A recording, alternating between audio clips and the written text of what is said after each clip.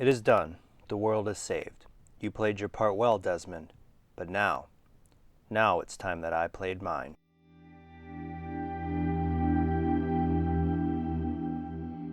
Hello, and welcome to Visions of the Past, an Assassin's Creed lore podcast. My name is Andrew, and I'm glad to see that you have found this podcast. Today, we're going to talk about the Isu woman who gave us that quote, Juno. Before we talk about Juno's history within Assassin's Creed, I think it's best that we talk about where that character comes from, where she comes from a historical context. But when you talk about Juno in that historical context, we have to realize that she was a member of the Roman pantheon. Considered the goddess of marriage, pregnancy, and childbirth, she was also the queen of the gods and part of the Capitoline triad with Minerva and Jupiter. Juno was also said to protect the finances of the Roman people, and as such was the patron goddess of the royal mint. The month of June is named after her, and it was considered the most favorable month to get married in because of her status as the goddess of marriage. I won't go into her specific myths or the ones that she was a part of, but in them, she was the sister wife of Jupiter and the mother of Mars, Hebe, and Vulcan. The birth of Mars is interesting, as he is said to have been conceived after Juno was impregnated by a flower. Juno is often seen as the equivalent of the Greek goddess Hera or the Etruscan goddess Ione, as they all share numerous similarities. Within the games, Juno is a part of Assassin's Creed Brotherhood, Assassin's Creed 3, Assassin's Creed 4, Black Flag, Assassin's Creed Syndicate, and is mentioned in Assassin's Creed Revelations, Assassin's Creed Rogue, and Assassin's Creed Odyssey. And she is a major part of the Assassin's Creed Uprising comic. Within the game, she was voiced by Nadia Verchui. She was born sometime in the year 2195 of the Isu era, or roughly 75,111 BC. Juno was born to the Isu Saturn within the Illuminat caste, within the city of Faian. Sometime before the human uprising, Juno would marry Aita, and after the successful creation of humanity within Project Anthropos, the couple would travel to Atlantis and begin experimenting on humans in hopes to create several pet creatures. However, this act would be against Poseidon's law on human experimentation, and they would be banished from the city by the Diacastes at the time, Aletheia. Juno would enter the abandoned laboratory of Consus at least 3 centuries after his death in 1923 of the Isu era, to find that he had found a way to transfer his consciousness into the prototype Shroud of Eden. Once she realized this, she would learn as much of the process as she could from him, and also informed him about the creation of the human species, something that Consus didn't think was possible. Around the beginning of the Human-Isu War in 2296 of the Isu era, Minerva, Juno, and Saturn were discussing the growing threat of the humans. During this conversation, Juno had expressed her despise for them, calling for their extermination, mocking how they tried to emulate the Isu. Minerva would argue that humanity was being more than they were intended, going so far as creating songs and art, and perhaps one day they could be treated as equals, to which Saturn would agree, just before he was suddenly stabbed in the head by one of his human servants.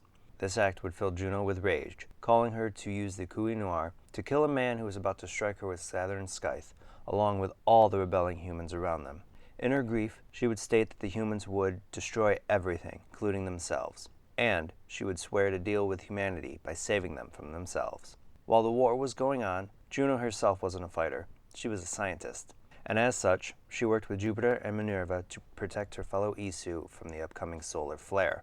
Juno would start by having several temples built underground to start researching methods to stop or save the Isu from the upcoming flare. Each of these temples would send their findings into the Grand Temple, where Juno, Minerva, and Jupiter would sort through and test the solutions. One solution in particular, that was based off Consus's work, would see Juno's husband Aida volunteer to have his consciousness transferred into a stronger body. This would fail, and cause Aida to go catatonic, forcing Juno to euthanize him. During the course of the war, Minerva would find a potential solution to the solar flare by creating the global Aurora Borealis device. While Minerva was working on this solution, Juno would start to make plans to keep humanity from inheriting the Earth. Minerva would find out about these plans, and after Juno had shed her physical form and entered the Grand Temple's network, the Grey, she would imprison Juno's consciousness in an attempt to keep the world safe.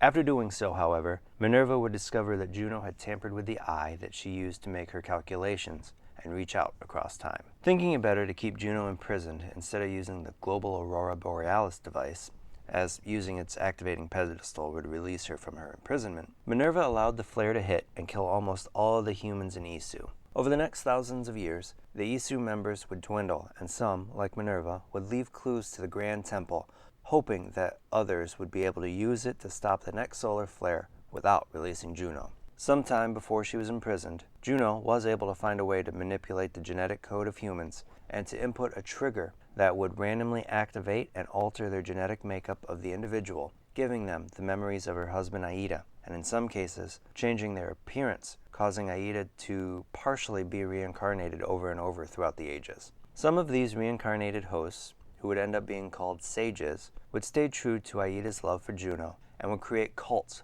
worshipping her and calling for her return. Sometime before October 1769, the Kanataheton came into possession of a crystal ball. This piece of Eden allowed them to communicate with what they called spirits. In reality, the crystal ball allowed them to enter a nexus and communicate with Isu members. One, in particular, Ratagaheton, would use the crystal ball to communicate with Juno. She would tell him that if he did not leave his village, join the assassins, and hide an amulet in the possession of the Templars, where no one could find it, that his village would end up being destroyed.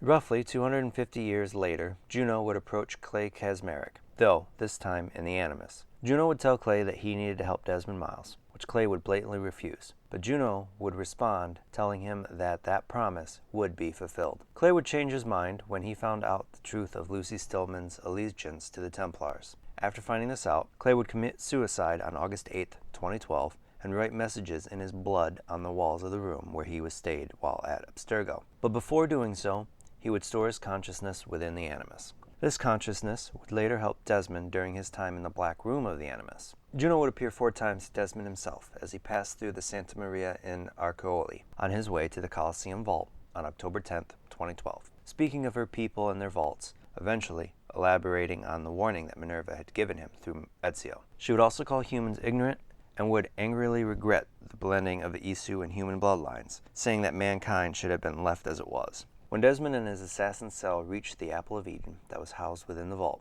Juno would speak to Desmond again, saying that the final journey had commenced, and she would tell him about a woman that would accompany him. But first, the path needed to be open and the scales balanced. Juno would then use the apple to show Desmond visions of Lucy Stillman's inevitable betrayal and the failure that would come from Abstergo. After these visions, Juno would force Desmond to stab Lucy and ensure that the apple would remain with Desmond. This act would force Desmond into a coma, but once he recovered, he would head to the Grand Temple with Sean Hastings, Rebecca Crane, and his father William. Arriving on October 30th, they would approach the inner parts of the temple when Juno would urge Desmond to find the key, which would cause Desmond into a fugue state, which William would treat by placing him back in the Animus. Due to this, Desmond would start to search through the memories of his ancestors Hatham Kenway and Ratagaheton. During his breaks from the Animus, Desmond would explore the temple, getting even more face time with Juno. During each of their meetings, she would detail the ways in which the Isu tried to stop the Great Catastrophe. While Desmond was inside the Animus, she would even send him emails where she would express her anxiety over finding the key and encourage him to hurry. Though in a few emails, she would even express her distaste for humans. Desmond would find the key, retrieving it on December 20th, 2012, and the next day would enter the inner chamber of the temple where Juno would appear again and request that Desmond touch the pedestal to protect the world from the upcoming solar flare.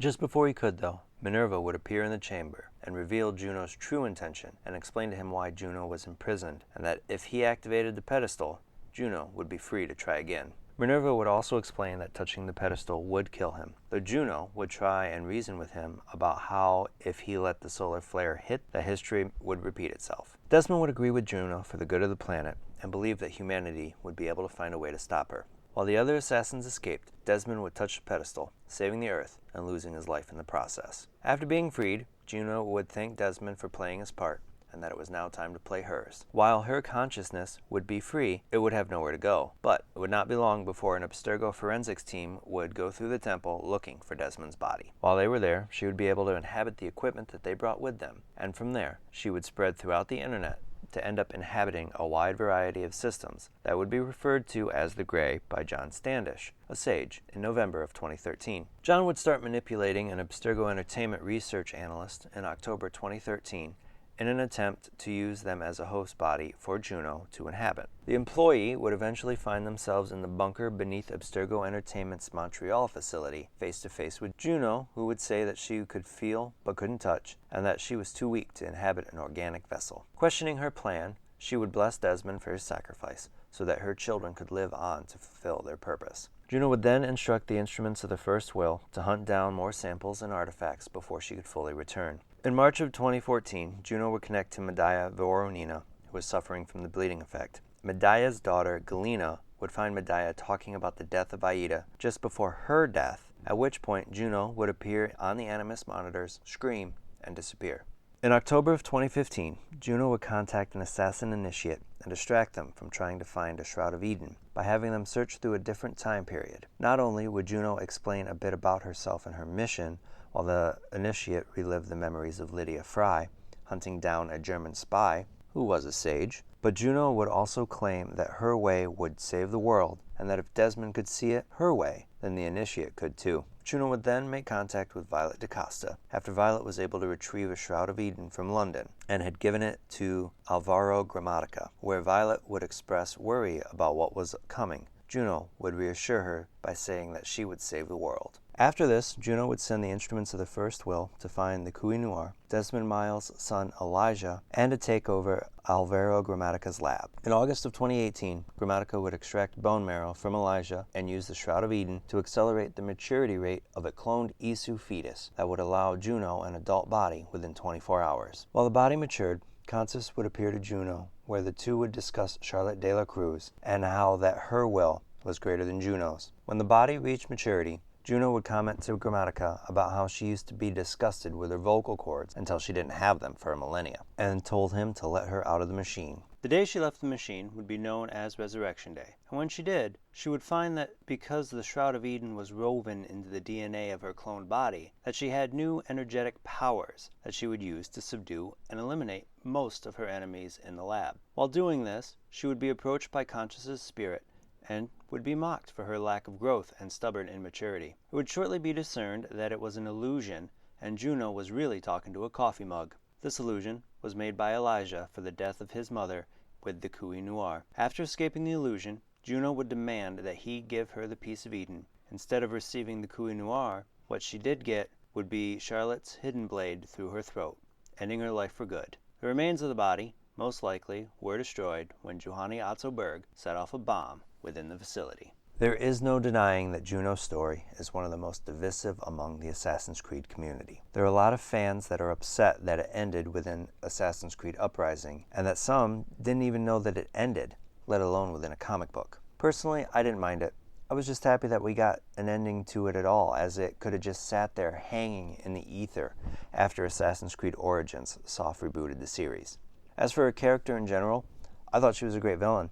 She challenged not only Desmond and the modern-day assassins, but also Desmond's ancestors, and to see her scheming across millennia and hundreds of generations is something that I haven't seen often in literature or film. If you boil her down, she is the kind of character that is fueled by racism and hate, but has the ability to manipulate those she hates into doing her bidding. I thought she was more complex than what we gave her credit for. While I would like to see more of her to help fill out the Isu and how their civilization ran and acted, I also like the air of mystery that the Isu have. We don't know everything about them, and that makes us curious to see those shadows filled in. But at the same time, can filling those shadows live up to the hype of what could be in those shadows? Thank you for joining me today. Feel free to subscribe to the podcast, and if you have any questions about Assassin's Creed or topics that you would like me to cover, please feel free to hit me up on Twitter at visions_AC. A link to which will be in the description of the podcast. I'd like to take this time and let you guys know that I have something really special coming down the pipe, something that I'm really excited for, and it's something that I can't wait to tell you guys more about. Keep an eye out on my Twitter feed just so you can get an idea on what is coming when we fully announce it. But until next time, my assassin friends, make sure to follow the creed, and to those Templars listening, may the Father of Understanding guide you.